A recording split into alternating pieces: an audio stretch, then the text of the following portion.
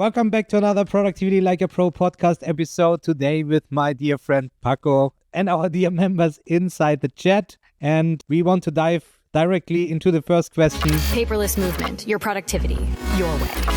How can you manage tasks when priorities constantly shift? And that's what we want to start with. Priorities shouldn't shift at all, right, Paco? Well, it depends. The point is not constantly, okay? Not because constantly, that's what a flexible productivity system means, is that you can perfectly manage prioritization, the things you are going to dedicate your time the most. And I think that that's important to understand, okay? And the moment that you have a flexible productivity system that you can perfectly set it up so that no matter the things that happens, your priorities are always well defined and you can be fully focused on them, is the moment that everything runs smoothly. The point, I think that much better than asking changing of priorities, I think that it's much better to understand if we can perfectly handle between our priorities and the unexpected events that emerge at any time, because I think that these questions refers to that situation, okay, that we are dealing constantly with things that are unexpected, interruptions and things that take us apart of our priorities, and then how do we handle them. And I think that the moment that we have a productivity system that perfectly tell us the priorities, and at any moment we can perfectly compare the thing that we had planned to do versus the one that has emerged out of the blue, and we can perfectly decide between one or the other. It's a binary decision, and making binary decisions is pretty easy and pretty straightforward. And that's what ICOR allows us. First off, perfectly define the priorities, okay, the things that we should dedicate our time the most, and how to handle those unexpected events, because that's something that it's always happening, and we find out there certain methodologies of productivity system that are so rigid that it's impossible, whenever you need to handle something that is unexpected, you don't know what to do, or even worse, you dedicate all the time to organize the things instead of doing the things. And that's something that also ICOR promotes, okay, that organization should take as short as possible so that you can dedicate your energy, effort, time, money, resources to just doing, okay, but doing the right thing. That's why priorities are so well set up by using ICOR. Yeah, exactly. And how we do this with ICOR and how you can do this with ICOR, let's talk a bit more about this, as we have something in the ICOR methodology called the output elements. And this is where we define common words that everybody uses on a daily basis in business, but rarely really knows what they mean. This is where we define it with the output elements. So that would be, for example, goals, projects, and tasks. That's something you use on a daily basis. But what does it really mean? And that's where we say goals is really the North Star that you create in the beginning of the year, maybe for yearly goals. You're used to this. We break this down into quarterly goals to follow up on that and keep track of this, because so many things change within 90 days that we have to readjust. And that's where priorities can change. This can happen after 90 days. But what it shouldn't happen, that on a daily basis, your priorities change for the task. Something that has been exciting for you the day before because you just came up with this amazing idea and you throw away the priorities that you set for the task before is already outdated the day after. And that's where, to quickly break this down, everything is aligned with the goals that you set. So you set your goals, and out of these goals, you create the projects needed to complete these goals. And these projects are simply containers holding the action items in order to complete the projects. So therefore, you have the tasks inside the projects, and therefore, per definition, by completing only the tasks inside these projects, you move automatically towards your goals. That's it. So that's where goals make all the sense. They are the North Star giving you the guidance, and the tasks are the individual steps that you need to do in order to achieve these goals. And then each task is already highest priority. So when we talk about priority setting in a project manager, where you always have these red, yellow, blue, and gray priorities, or urgent, high, normal, and low, that's where we don't believe in. Because every task that you have in a project manager should be a high priority that is goal-orientated. It leads you towards your goals. Even your operation tasks and things like that, that's where you have to differentiate between the different areas that you're working on. But that's another topic. So now, what about unexpected events? you might say, and say, oh, there's something urgent coming in. How do I handle this? This happens every day. Well, let's define what urgent really means. To us, urgent really means if it has a great business impact. If the website is broken and you have to fix it immediately so money keeps coming in, for example, or if, I don't know, the building burns down, obviously, then you have to distinguish the fire. But don't get caught up in firefighting mode where you constantly, like the flag in the wind, you work for the person who is screaming the loudest. That's what so many people face. But by having the clear priorities based on the goals that you agreed on with your boss and your team, then you also have the argumentation to say no to things that come in that weren't agreed on. And this applies to freelancers working for clients, and this also applies for people working in a team. And then whenever something comes in that people find more important than what was agreed on, you also have a reason to sit down in a meeting and say, okay, let's discuss, should we change priorities? But then we are not able to achieve the goal in these 90 days as we agreed on. Yeah, we could go on forever about this, but I think that's the bird's eye view on how we approach this in ICOR. I would like to add something because I think that it's important and crucial. That is that the shorter you make the planning, the better you can fit to it. I mean, we force the things to make weekly planning, okay? We organize the tasks that we want to achieve, to complete each week, okay? Highlighting the weekly goals, what we call the weekly goals, that those are the tasks that are the most important, thinking about moving towards our goals, okay? The moment that you can, because a time frame you can perfectly control, okay? The things that can happen within a week, well, obviously, every day can happen things, but during a week, it's pretty easy to be fully focused on those weekly goals. We highly recommend just having one per day so that at least you are guaranteeing that you will achieve one weekly goal. It's what we call the highlight of the day,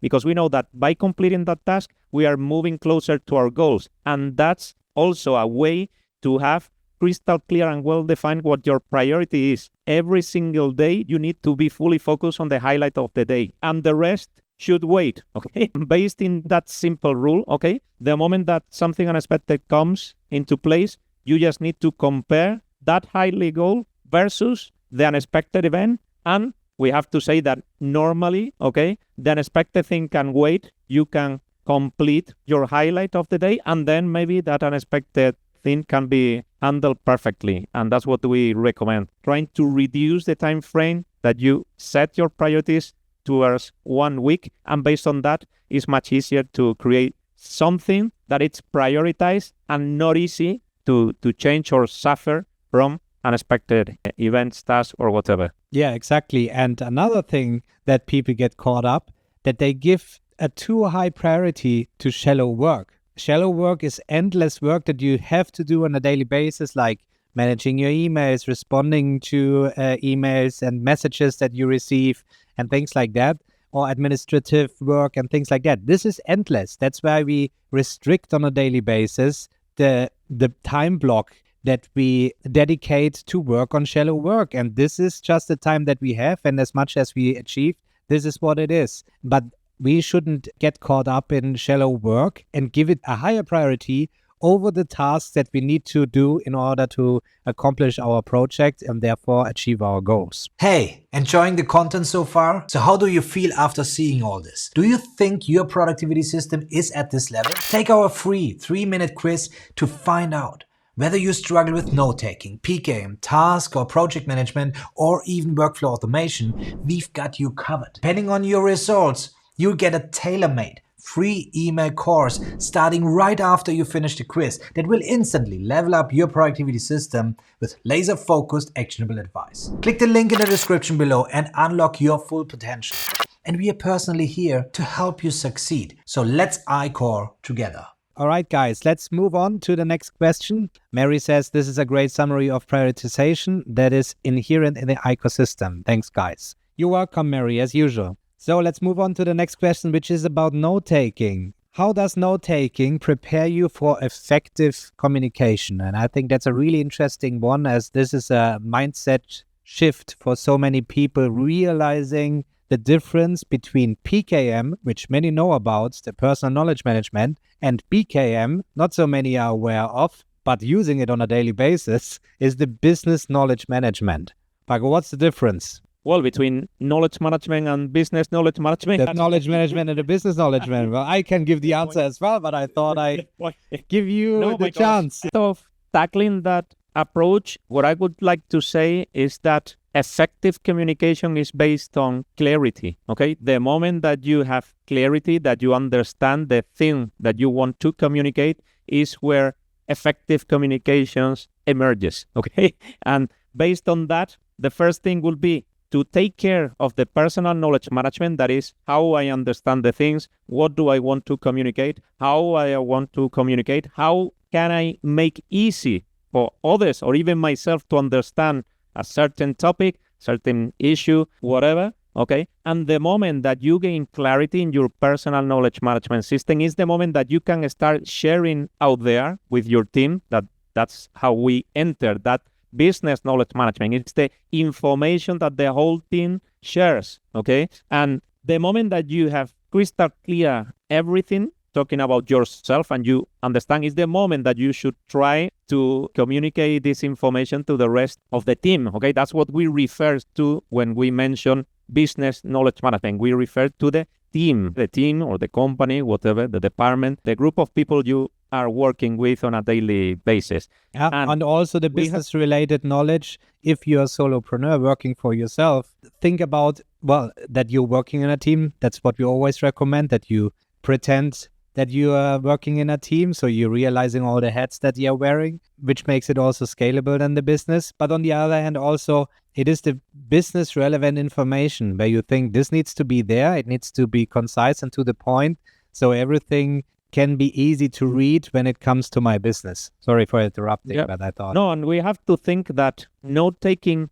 equals thinking, okay? Note-taking is not just writing things down, that it could be just for, okay, if I want to remember something, well, I write it down and that's it. The main purpose of note-taking is forcing ourselves to think, okay? Because it's by writing that we think. Obviously, if we want to go into a deeper thinking process or whatever, we can use visual tools or whatever, so that we got arrows, boxes, diagrams, or whatever. But the point is that by writing is the starting point of thinking, okay? Because we need to put things down, then we are not lying to ourselves, and that's important, okay? Because we need to find out that coherence, okay? That structure, that analysis and meaning of the information. And it's by writing that we develop that thinking process naturally, okay? And effortlessly. The moment that we start taking note-taking seriously is the moment that we are better communicators. And that's how we should face note-taking, as a way to better think.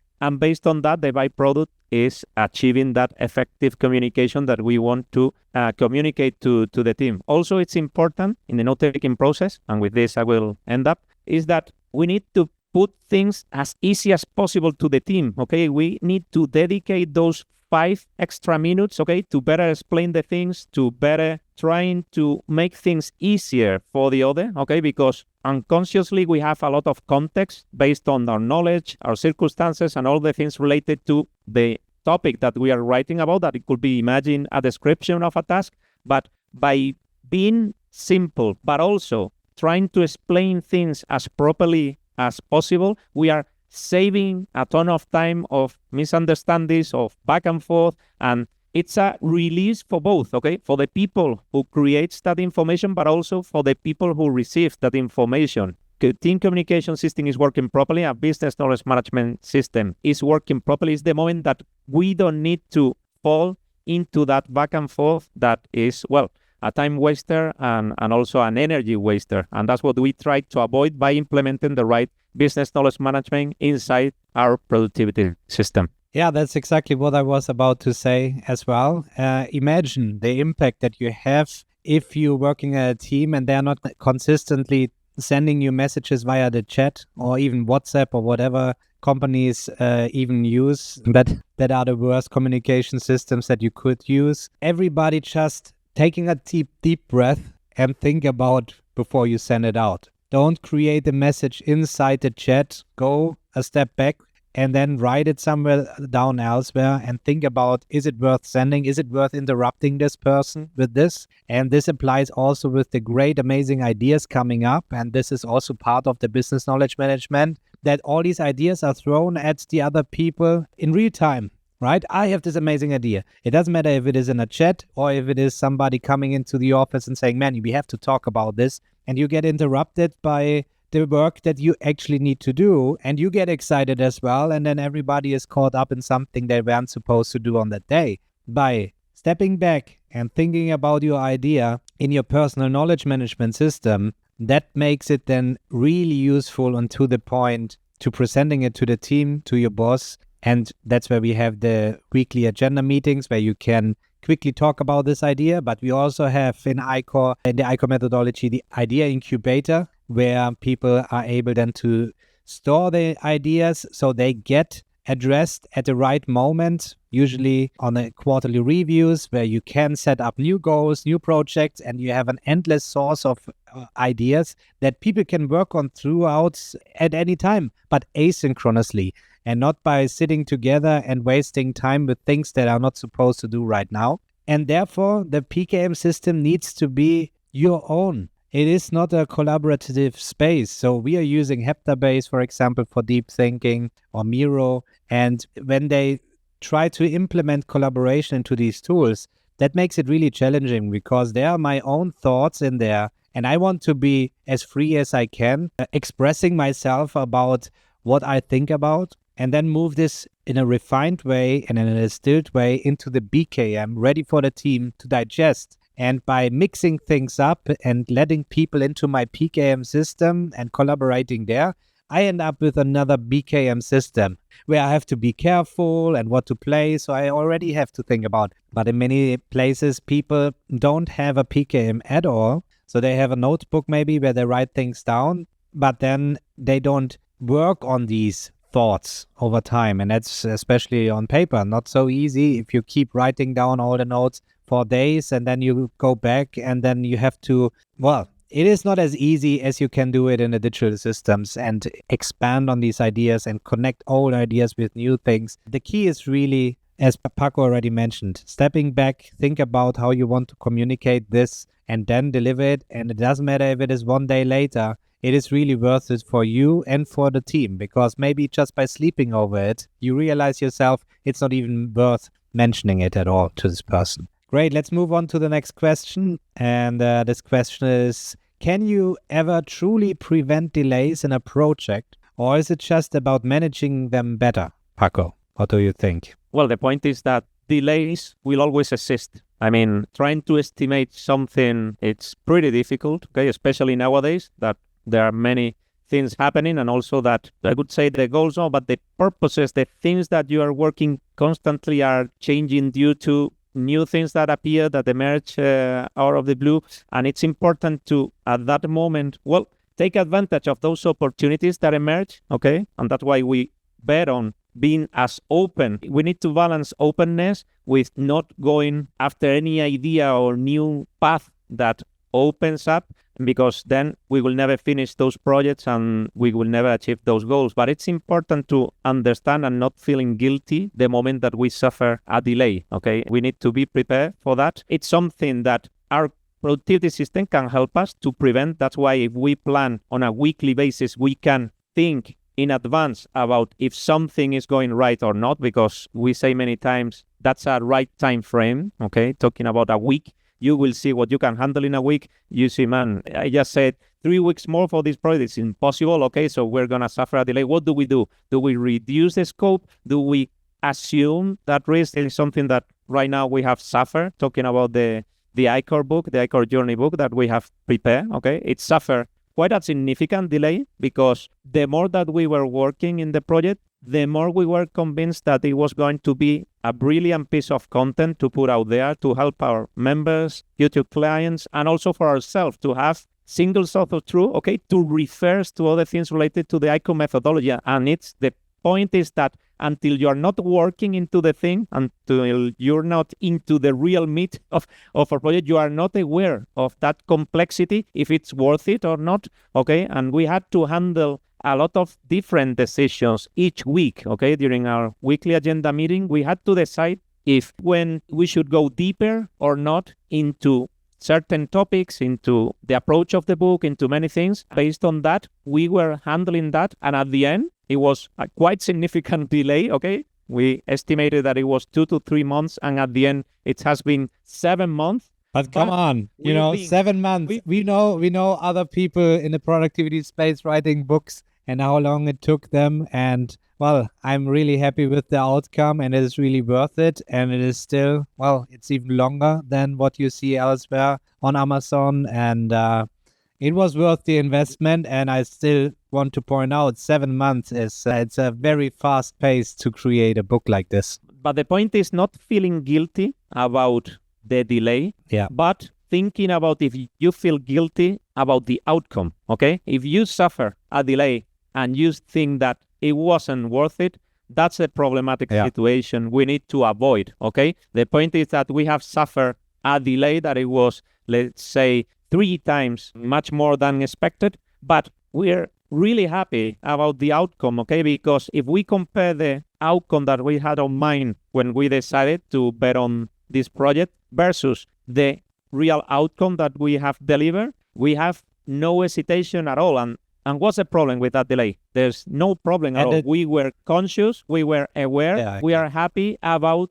the outcome. So no problem at all. And also, the productivity system was always telling us that there was going to be a delay, and we decided to have that delay. We decided to pause, to put on hold some of the projects based on prioritizing this project. And that's what's important about priorities also, that the moment that your productivity system is telling you the right priorities, you don't care about delays because you are perfectly managing your time. And that's what productivity is all about, is perfectly managing the time, your efforts, your resources, and putting the right amount of all these different items into your work. And based on that, you cannot be disappointed or feeling guilty at all. And you've been conscious of that. And I think that the moment that you are conscious about that is the moment that everything works perfectly, no matter the delays. Yeah, you said it all. I was just about to say that the key was that at any point, we've been always conscious what we are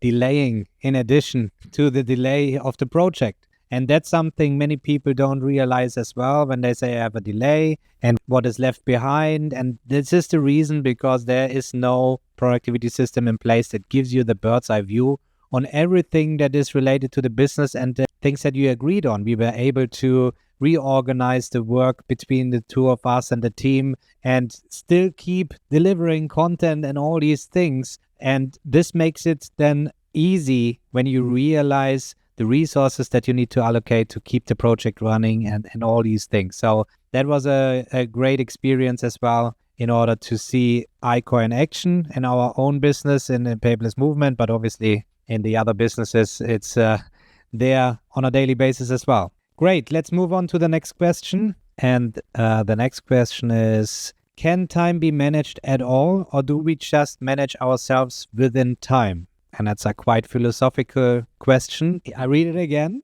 Can time be managed at all, or do we just manage ourselves within time? I love this one. To get it to the point, the day has 24 hours, and you have to organize yourself in these 24 hours to achieve the maximum output. That's it. Time is limited, and you cannot create more time, but you can, Paco. How can we create more time, even if it is not possible? The point is that, of course, that time can be managed, because that's the ultimate purpose, I would say, of a productivity system, okay? To manage the time instead of the other way around, okay? I don't want to be a slave of time, okay? I want to move from being reactive, okay, to being proactive. And that's what a real productivity system, a well-implemented productivity system, allows you to do. I want to decide what I will do, when I will do it, for how long I will do it. Those are the main questions talking about time management. And that's the moment that you can tell that the system is working properly, the moment that you can manage the time. And it's possible because, as Tom has just said, we need to make time. The moment that you have crystal clear the priorities, you start making time for that. The moment that you have crystal clear defined your priorities, it's pretty easy to define for how long will you dedicate your time and energy to that task. For instance, avoiding the famous Parkinson law, because you're dedicating the right amount of time to the things, because most of the things you can endlessly dedicate the time to them. The point is that sensation of control and power that you feel the moment that you have a productivity system in place, because you are in charge of time. And I think that one is one of the best things possible, talking about implementing and designing a productivity system, the one that you is customized to your needs, you perfectly understand, you can quickly interact with it just following your common sense. And it's the moment that you control time that you have that sensation of relief. I think that most of our busy professionals that are in touch with us, being members or being followers or whatever, suffers from not being able to control their time, thinking that it's something that it's, well, you need to just let it go. Okay. As the question says, just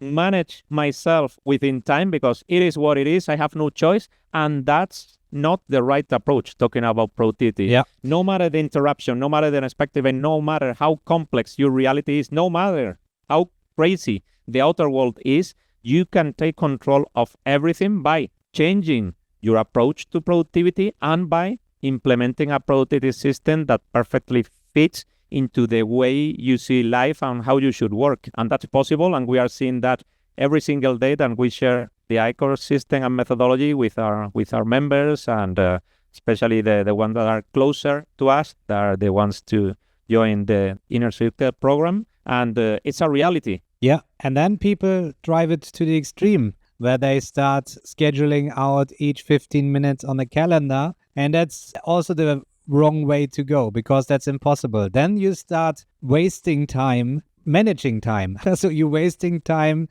to manage your time by being consistently on your calendar and your planner in order to reorganize the things, to realign things to the unexpected events that happen. That's why in the ICOR methodology, we don't believe in this. We also don't believe in these Pomodoro methods because we are much more into momentum. The moment momentum hits, you should leverage it to the maximum as long you're working on your daily highlight, the deep work. But we believe in time blocks that are longer throughout the day and in routines where you have in the morning, we focus on our deep work and we have 2 to 3 hours at least for this one daily highlight that we want to work on this day.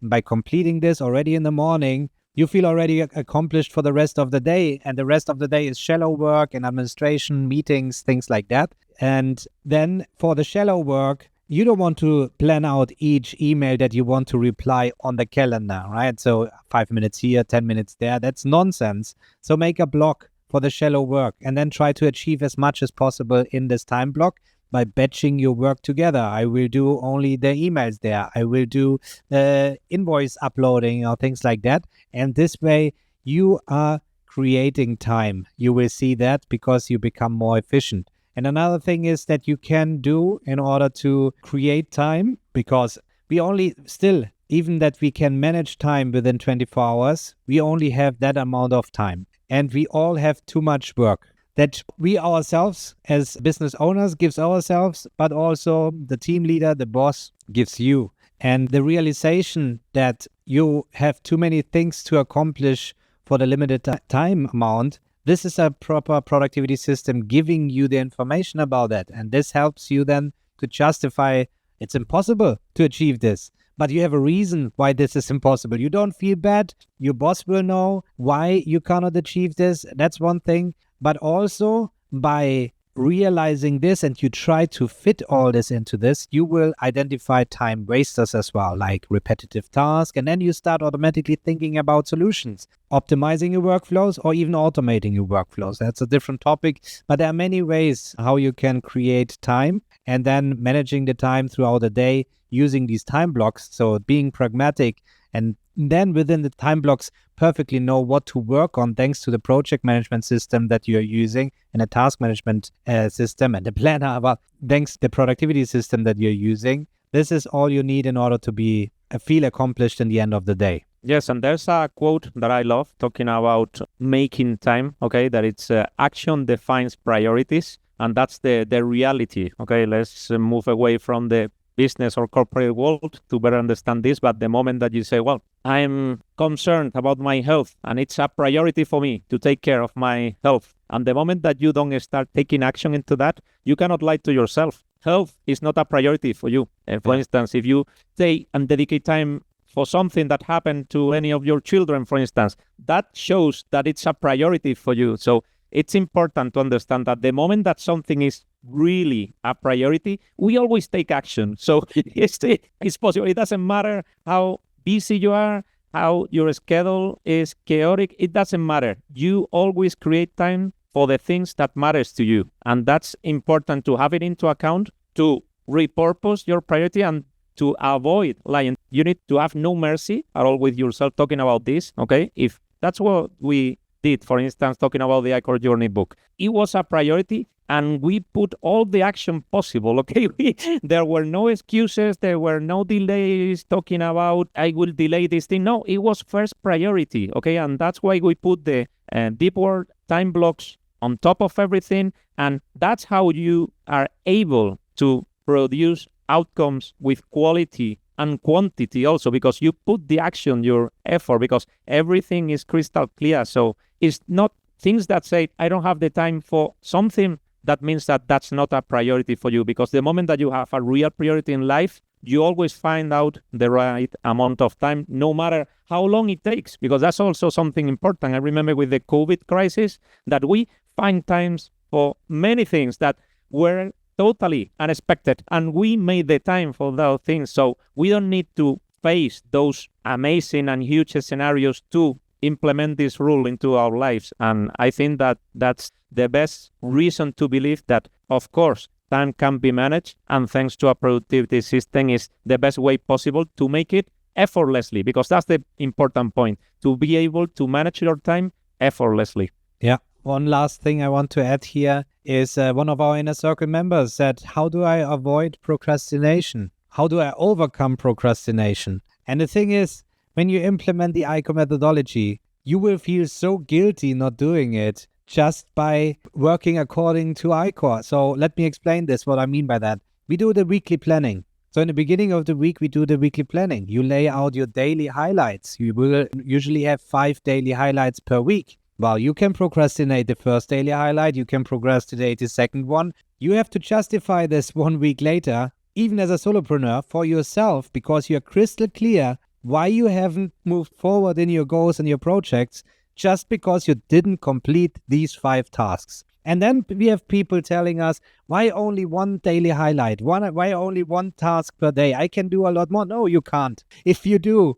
5 daily highlights, daily deep work tasks a week, this is a lot more than most people do. We waste so much time in shallow work and chatting and things like that. But by accomplishing these 5 tasks a week, it doesn't feel overwhelming, first of all. And procrastinating this would even feel stupid in the end of the week, where you say, man, now I have to delay all the other things and the team has to wait and we agreed on this.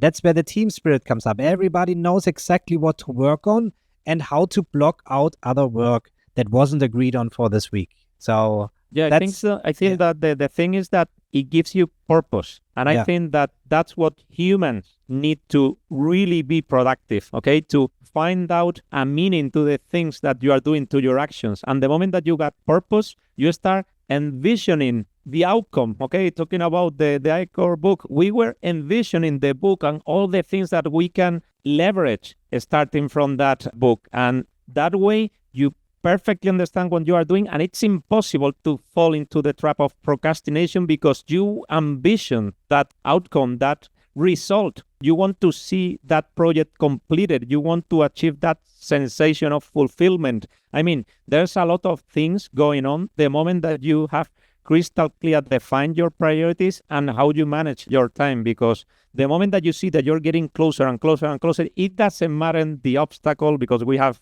found, I don't know how many, okay, along this project. But at the end, we made it. We made it because everything is possible and you don't find any excuse at all the moment that you find out real purpose into the things that you are doing. I think that procrastination is a byproduct of not having direction, not having an outcome, a clear defined project, not having defined how you give a structure to your day, all that is the perfect storm for procrastination to emerge. And I think that's the only way to avoid procrastination, not giving it a chance of emerging. And we have to say that we don't procrastinate now things because everything should have a purpose. Because if not, if something doesn't have a clear purpose, don't do it, man. Forget about it. Think about some other thing, okay? Because there are tons of things that you can do to improve your business. So bet on the things that you find them meaningful, because it's the only way to really overcome all the obstacles that you're going to find in your way, because it's not just the obstacle of the project itself, but our daily lives, okay, that are quite complicated. So the moment that we deal with something that doesn't have any meaning at all for us, it's the perfect, we will always find an excuse to avoid doing the things that we should be doing. Amen to that, my friend. This is the end of our today's live Q&A. Again, feel free to hand in more questions. We cannot wait to dive into this next week. And we love to see all the people in the chat. Thank you very much, Adrienne. Thank you very much, Mary, George. It was great again to meet you, and we will catch you up next week. See you guys. Thank you for everything.